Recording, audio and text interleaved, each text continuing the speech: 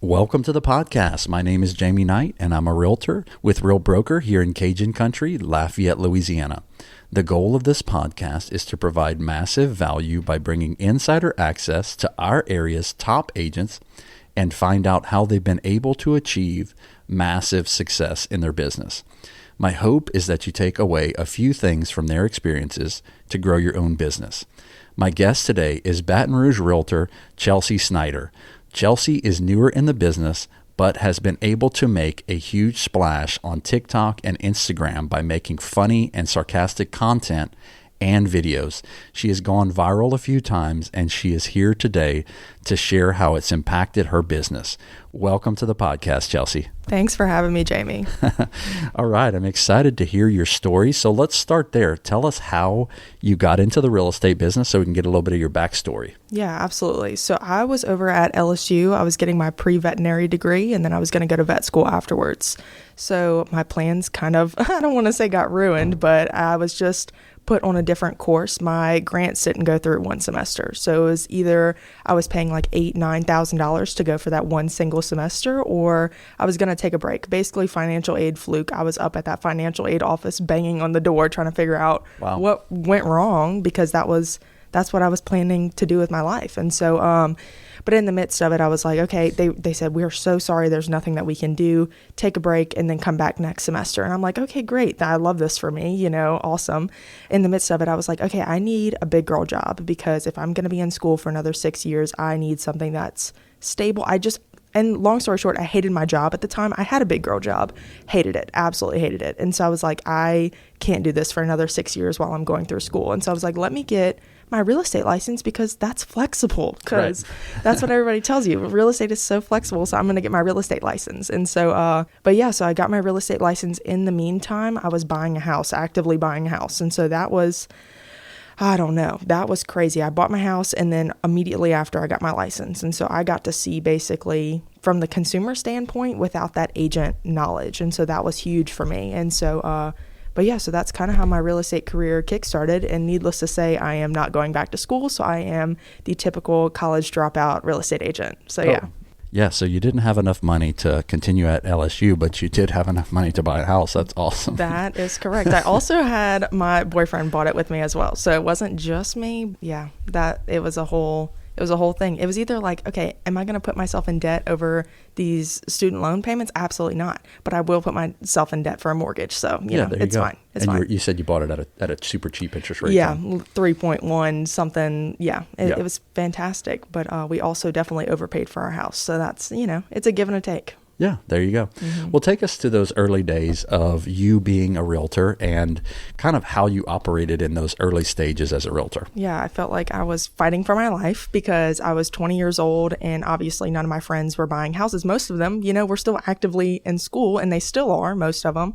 So I didn't have any of my immediate circle that was like, oh yeah, absolutely, I'll use you to buy and sell, because they are not even most of them still live with their mama and daddy right now. So Gotcha. that wasn't even a slight, part of my business. And so, I was fighting for my life, and I was just calling everybody that I possibly could. So leads were a big thing for me. So thank God my company provides leads, because I had no money, number one, to pay for them. But so they provided leads, and I was working every single one of them to death. And these people were probably so aggravated with me that they probably just were like, I'm just going to use her to buy and sell. That way she just leaves me alone at this point, And so, so that's kind of what I was doing. But I had a slow start at first, to be honest with you. Like, I got licensed in April of 22, I believe.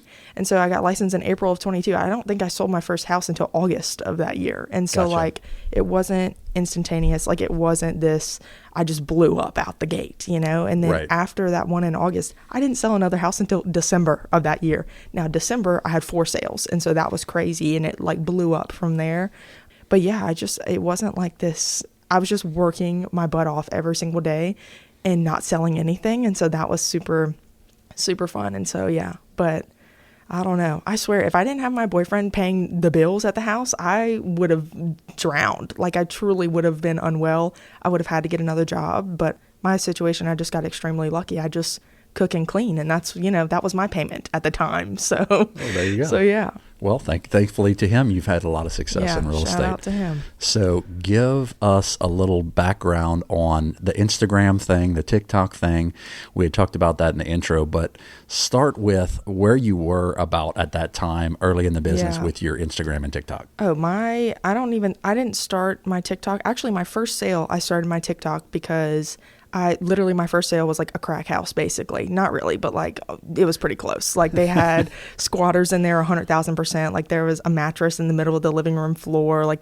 It was a hot mess. And that video is still up. So if you want to scroll all the way back and look at it, it is still up there. I do not delete any of my videos because that's awesome. Yeah. So you started with the crack house. I love that. So I started with the crack house. So that was my first sale. It wasn't really, but it was just like my seller lived, I'm pretty sure, in Las Vegas, and like him and his brother owned the mom's house. Like they inherited the house, and neither one of them lived in Baton Rouge. And so it just it went to crap, and somebody broke in, the locks had to be changed, this whole thing. Anyway, but that's where I started. I started by making a video about my crack house for sale.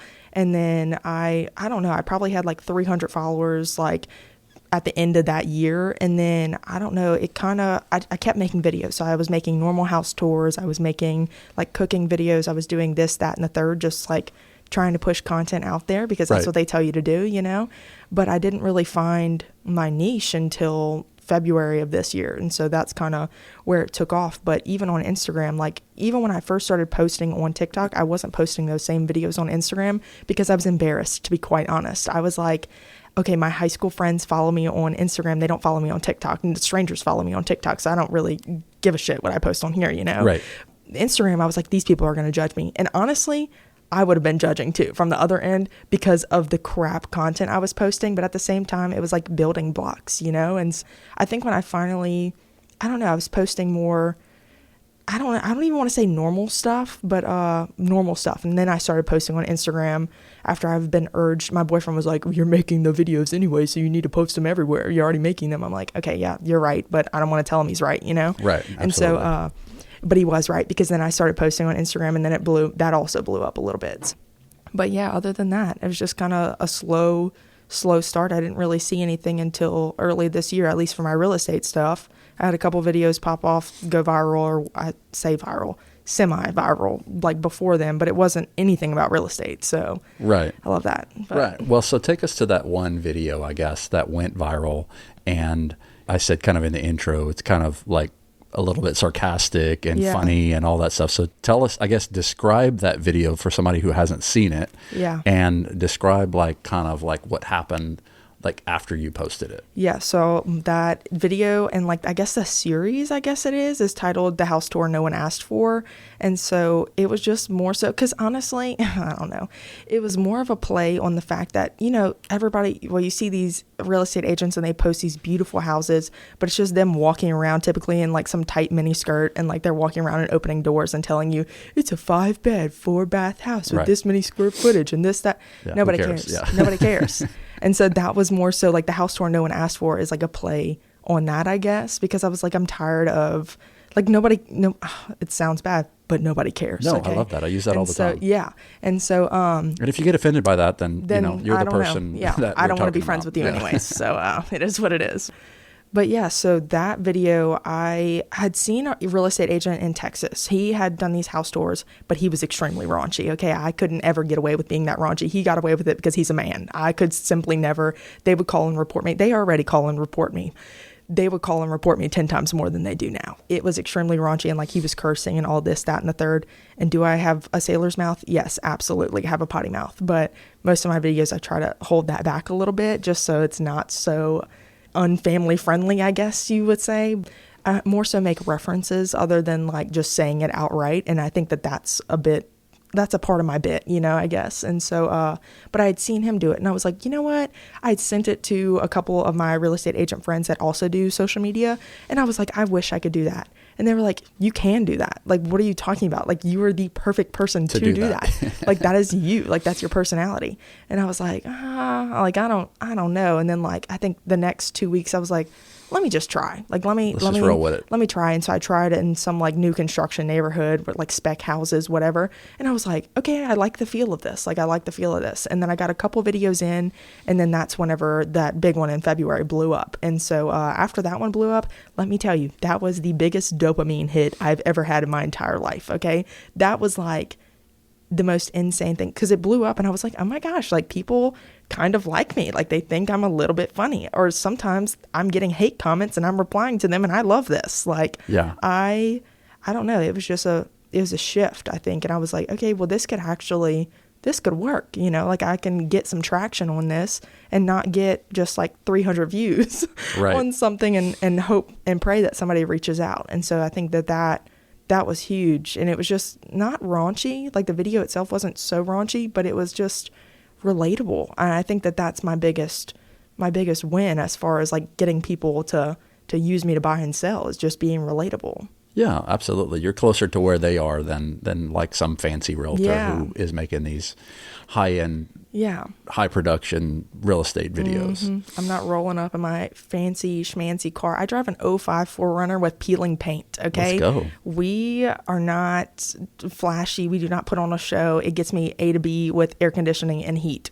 But that's kind of, I don't know, that's who I am. You know, it's not really so much about all the flashy things. And I think that that's what wins people over in my book. Yeah, absolutely. So let's talk about the moment that happened, right? And how you then converted that to business from that. Like, how did that look from you, from like a business standpoint? Like, take us there. At first, honestly, I wasn't getting a lot off of it, but then I don't know, it was like a few months had gone by and I kept making videos. You know, I didn't stop making that house tour nobody asked for. And so I kept on making videos, and then I have like a link tree in my bio or however, and it basically is just like a buy or sell form. Like, if you're looking to buy or sell in our area, then fill it out and then I'll reach out, basically. Long story short, worded a lot better, obviously. But yeah, then I started getting some hits off of that, just from people. Number one, I don't know, people aren't like flocking into this area just for anything. If they are coming here, it's probably for work, and usually it's that new Amazon facility that they're building. Right. So, but anyway, so I started getting some hits off of that. And so that was big, because then I had their contact information. Like, I had a phone number and I had an email, and I could reach out to them on the side. And so that's kind of where I've been able to convert. And so I try to make it as easy as possible. Like, it's like literally they click on the link and then they click another button and then they fill out their information, and that's it. And it's not this big long form. Like, it's literally name, number, email, and then like a little note section of like basically what do you need from me. So I try to make the barrier to entry to contact me very, very little, but I also don't want just riffraff coming in. So I do ask for a name and number and email. Right. But yeah, other than that, that's been my biggest converter, or just Instagram DM, or they've just been texting, because I have my number I always put in my videos or anything like that. And then in my bio, obviously, I have my contact information. So. Yeah, that was one thing that I kind of thought was unique too, is that you put your cell number in the video, you know, which some people are like, hey, should I do it or should I not do it? And like, apparently you've done it. And I just don't care. I think my biggest thing, and I guess the overall theme, is I simply do not care. If I am and I honestly, I have gotten like spam, I don't want to say spam calls, but I've gotten like prank calls from like little, probably 11-year-old girls. Right, somebody that saw it cracks me up. Like, it is the most funny thing ever. Actually, I got a voicemail one time, and I could pull it up for you and I'll show it to you later. But that's awesome. But literally, she was like, I'm interested. It was definitely like an 11-year-old girl. Like they were faking. She was interested in this house, and she just kept stumbling on her words. Probably even the house that was in the video. Oh my God. It was the cutest thing ever. And I was dying laughing. And I literally made a voiceover. Like, I put her voicemail, and I don't have this posted publicly, but I have it posted like just for my friends on TikTok. And everybody is dying laughing. They're like, this is what you get for putting your numbers in your videos. But I'm like, I love it. Like, I think that it's hysterical, honestly. Yeah, so we're going to have to make that available to some people just who are listening to the podcast if they want. But yeah, that's awesome. I love that. So, and I guess that's, part of the risk that you take, putting your cell phone number everywhere. But I guess us as realtors, like if you Google us, like you'll be able to find where we are. The information is public. You can figure out where anybody's phone number, where anybody lives. Like, that's just how it is nowadays. definitely. So if you looked hard enough, you could do it. But yeah, talk about a little bit about TikTok, because TikTok is kind of a little bit of a foreign language to me. So tell us a little bit about TikTok and what you're doing on there. And is it different content than you're doing on TikTok versus Instagram? So I post the same videos. So anything that I'm posting on TikTok, I'm posting on Instagram, at least now. Whenever I first started, obviously that wasn't the case, just because I was a little embarrassed for anybody I know to have seen it. Now I simply do not care at all, not a single bit. But yeah, so I post the same videos, but TikTok was like my baby. That's where I started. That's where I got comfortable, because it was people I didn't know. And so it kind of, I had a little more free reign, I guess, like at least mentally, because I was more, at first I was worried about what people were going to think about my videos and things like that. Now, obviously that's not the case. But yeah, so TikTok was my baby, and I try to post twice a week. I know some people are like, you need to post every day. You need to post 3 times a day. You need to do this. You got a job. Who the hell has time for that? Are you unemployed? Because I am not. So I simply do not have time for that. If I want to actually run a real estate business, how the hell are you having time to post 3 times a day? Number one. But are you posting good content? Like, I don't know. I'm more you'd rather once or twice a week with good content. Yeah. Quality over quantity. You don't need to blow up the algorithm just to get trending. And honestly, like, that's not really, I don't know, at least for me, that's not really the goal. Like, I don't want to just be viral on every single video. I want people in my local market to see my videos. I'm not worried about Joe Schmo from freaking Illinois. Sorry, Joe Schmo from Illinois. I'm not worried about him seeing my video, because honestly, he's probably not moving over where we're at. But I'm more worried about people in my local market seeing it. So I'm not really too worried about the virality of things, I guess you should say. But gotcha. But yeah. Well, talk to us a little bit about that, because that'll lead on to my next question is, let's just say you're doing a video at a property and you're kind of got this raunchy, sarcastic-y script. Are you worried about the seller taking offense to any of this stuff? Sometimes. Yeah, I am sometimes. But most of the time, like, so I never go in under the impression that it's going to be a normal house tour. Like, I have a text that I draft up, and it's like copy and paste. It sounds bad. I'm sorry if any of the listing agents that I've texted sees this or watches this, whatever. Yeah, so I have a text basically that says, like, I love your listing, basically, but is it okay if I go in and do a house tour? And then I send them a link to one of my house tours on TikTok. And gotcha. It's like, so they've seen it before. So I see it and I'm like, this is a style. I'm not going in under the impression that it's a normal house tour. Like, are you and your seller okay with this before I go and schedule anything? Gotcha. Typically they are. Sometimes they aren't. Some people are really private, and so they don't want that. Or sometimes, like, a listing agent will know that their seller is sensitive, and so they're like, let me not do that. Because honestly, most of the time I'm not ragging on the house. Like, I'm ragging on the people in the house, I guess you should say. Like, I'm ragging on the future buyer. Yeah, the potential buyer. And so, or honestly, most of the stuff I'm ragging on myself, because how do you think that I'm thinking of this stuff? Like, it doesn't just come out of thin air. Like, most of the time I've experienced this, or like personally, I don't know. And I may be young, but I feel like I have a lot of life experience. I grew up in a house with 3 brothers. Like, my house was always chaos. Like, it was just like insane. Like, I have, number one, an insane backstory. So I have a lot going on, but also, like, most of the stuff, that's what I've gone through before. So that's what I'm going to poke at and make jokes on and everything like that. Like, sometimes Wesley, my boyfriend, he'll see my videos and he'll be like, we just talked about that last week. I'm like, yeah, we did just talk about that last week. Why the hell do you think it's in the video this week? Like, and so yeah. It's not, it just kind of goes from there, I guess. Yeah. Well, that's very interesting that you have that. And I mean, I could see how sellers could be a little bit upset about some things. I've had a builder get pretty, like, funky about it, but other than that, and like, they were paying me to go do the video, and so I usually don't get paid to do my videos, right. But I had a builder that literally, they reached out to me. I didn't reach out to them, and so they reached out to me. They were like, hey, like, we want you to do a video. We have this new community, da da da da. And so I go out there. Obviously they've seen my freaking videos, because why do you want me to do a video over right. somebody else, And so I go out there, I do the video, everything is all fine and dandy and whatever. And so anytime I make a video, I send it to the listing agent before I post it, right. Just in case there's anything that they're like, my seller is going to freaking flip whenever they see this. That way, if there is anything like that, I'll go back out there, reshoot that little portion of the video, or I may have stuff that I have, that I can cut, and that I said another bit in the kitchen, or I said another whatever, that I can replace it with another clip, basically. yeah, so anyway, so I sent it to the builder's rep and the marketing rep. And I was like, hey, here's the video. I'll post it tomorrow if everything's good to go. And she's like, I love it so much. I love it. Let me send it over to the higher ups, basically. And then I'm like, oh shit. I'm like, I don't think that this is going to go over well. And so sure enough, it did not go over well. They were like, can you change this part? Can you change this part? Can you change this? And I'm like, okay, so this is not funny anymore. I'm like, this is a normal house tour then at this point. Like, you want me to change everything that makes it my house tour, but yet you want me to post it on my platform where I've gained this platform from doing those house tours. Yeah.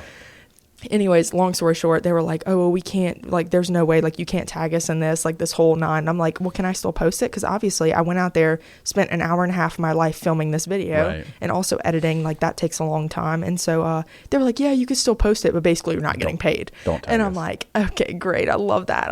And then Should have gone back and like done some more and like just ripped it up further. Yes. But yeah, so that was the only time I really had any like pushback, I guess. And maybe that's because I was getting paid. And honestly, I mean, I don't even want to say they let me post it, but like, obviously I couldn't tag them, but I was still able to post it. Like, they weren't like, you absolutely that cannot see the light of day on the internet. You know what I mean?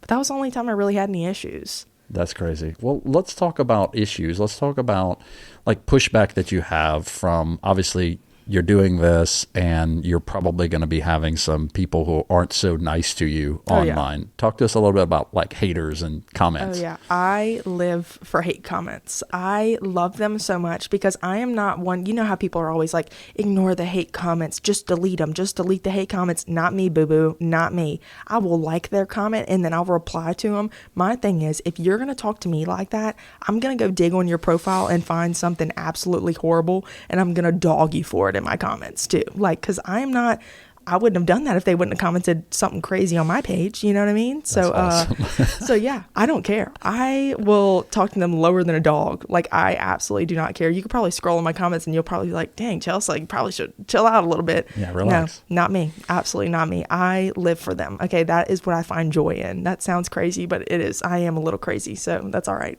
But yeah, I live for that. And then I live for like agents, or honestly, it wasn't an agent, but like we had somebody call our office line basically trying to report me to my broker about one of the videos that I had done. And they were like, I'm a prospective buyer in this price range. And I thought this video was meant to sabotage the sellers and this, that, and the third, and this, whatever. And I'm like, what in the frick? Like, what do you mean sabotage the sellers? Like, the sellers shared it on their Facebook page. Like, what?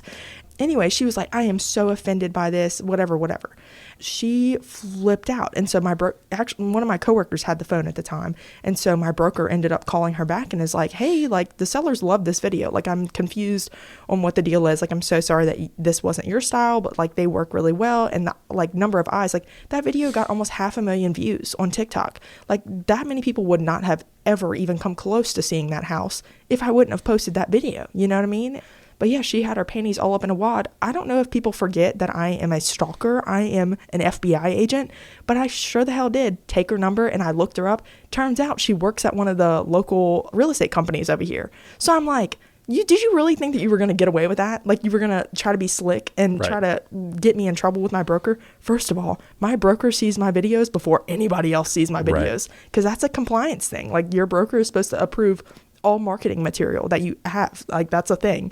And so he sees the videos before anybody else sees the videos. So I'm like, baby, like, you tried it. You did try it, but you failed miserably. So I'm sure she still has her panties in a wad about that. Oh, some old lady. I love that for her. Yeah, no, we have those in Lafayette too. Yeah. It's crazy. Like, they're there and they're commenting every time the history doesn't line up with the disclosures. Like, that's what they do every day. They live to report people. That's it. I'm surprised she didn't report me to the actual like board of realtors, and she was just trying to get me in trouble with my broker. But I think she realized there was nothing that I did wrong. I had all of my disclosures on there, my cell phone, my brokerage license in Louisiana, all the things, you know, so she couldn't trip me up on anything else. Yeah, that's hilarious. I love how you handle negativity. Just turning it on them is huge. That's awesome. Yeah. Yeah, I love that. Oh, one thing I did see is just randomly, because I guess we both follow her, was Glenda Baker actually commented on something. Oh my God. The other day, I literally sent it to a couple of my coworkers. I was like, I am fangirling so hard right now. You do not understand. I love Glenda Baker. She is very raw and authentic, and she's a lot like me in that sense, I guess. And I guess I'm a lot like her in that sense, but she's just very, I don't know, she seems like an open book for the most part, and she like does tell crazy stories sometimes, and so maybe we have like that part in common. But yeah, that was, whenever I saw her comment at first, I was like, okay, this is one of those bot accounts, you know what I mean? And I looked and it was verified Glenda Baker. I was like, oh my gosh. I was like, I'm fangirling so hard. Like, we're gonna have to. We're gonna have to tag her on. We'll tag her in the post of the podcast for sure. So maybe she'll be on the podcast one day. Maybe that's it. You never know. You just have to travel to Atlanta for that. Yeah, or whatever. Well, we can do a lot of things on Zoom or whatever. So we'll figure something out. But yeah, so another funny bit that I saw that you had was you guys did something like in an Easter bunny costume. Oh my gosh, yes. Okay, so for Easter, for our clients, like a client appreciation event type of thing, I say event, but they're not having to go anywhere. So they can sign up to have their yard egged, basically. And so the Easter bunny, and now this was like a new addition, okay? So I found an Easter bunny costume at Party City, and I was like, I'm doing the yard egging in the Easter bunny costume. Like, this will be hysterical. Number one, it'll be funny because like, most people have Ring cameras or some type of cameras. And so they'll be able to show the kids in the morning, like, oh my gosh, the Easter bunny came and egged your yard last night. Like, this is monumental, you know?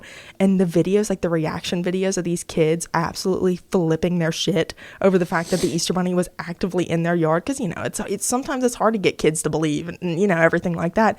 They lost their minds. They're like, oh my gosh, I can't believe the Easter bunny came to our house and they put the eggs in the yard.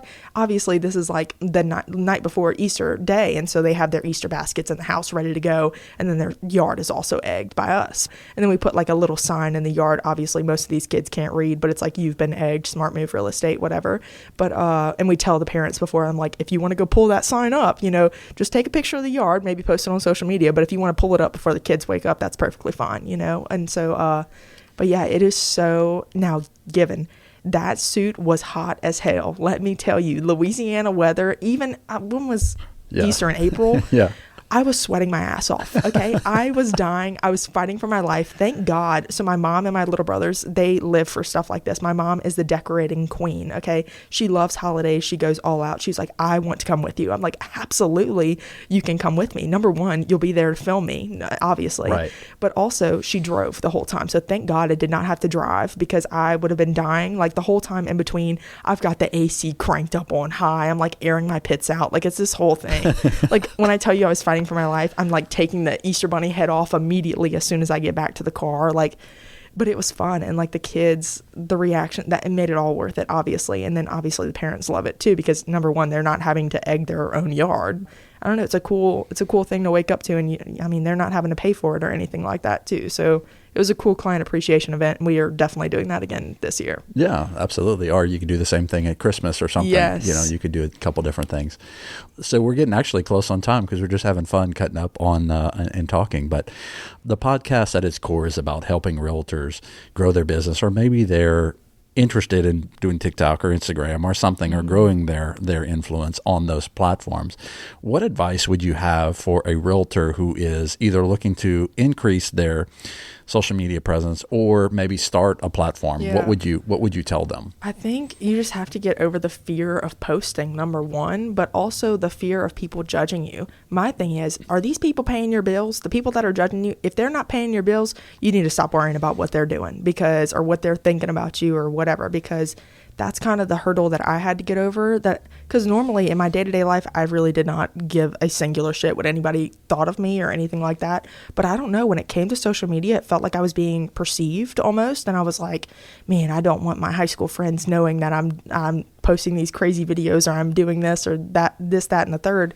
But I'm like, at the same time, they're not making me money. So I'm like, I don't know. You kind of just have to get over yourself more than anything. I think that's my biggest advice, is to just stop caring what other people think of you and post whatever the hell you want to post, to be quite honest. Yeah, and make it authentic to you. Yes. You know, I think that's why that works so much for you, is because it's authentic to what you were and who you are as a person, and it's not like Chelsea just acting that she's sarcastic and all that stuff. No, that's like, you just have to be yourself. I know that's so cheesy and like the most cheesy advice ever, but like if you're who you are, if you're authentically yourself, people are going to gravitate towards you.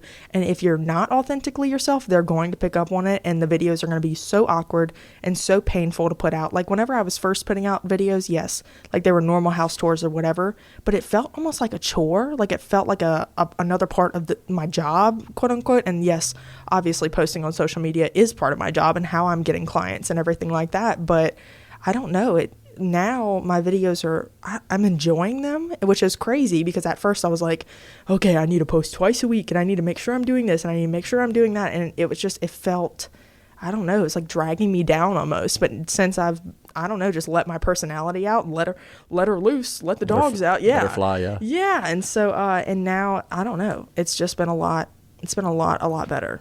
I love that. I love that you're doing that, and it's so fun to watch your videos. I was able to, preparing for this, I was able to kind of watch a couple of your videos, and they're hilarious. I was just like dying laughing the whole time. I appreciate it. And seeing all the comments and stuff was hilarious. So keep doing what you're doing, because obviously what you're doing is working, and I'm glad to see that it's now translating into having great success in the real estate business here locally. Yeah, absolutely. So it's been fun to see that transition and you being able to actually not just go from making these funny videos and stuff, but you're actually able to make a career out of this, and you've leveled up your business, which is huge because of that. Yeah. So anyway, kudos to you, and I hope that you guys will go follow Chelsea and watch some of her videos. We'll post some of her content, and I appreciate you guys following the podcast and listening every week. And please reach out to us if we can ever, be of any encouragement to you, or please comment something negative on Chelsea's page so she can make fun of you or whatever.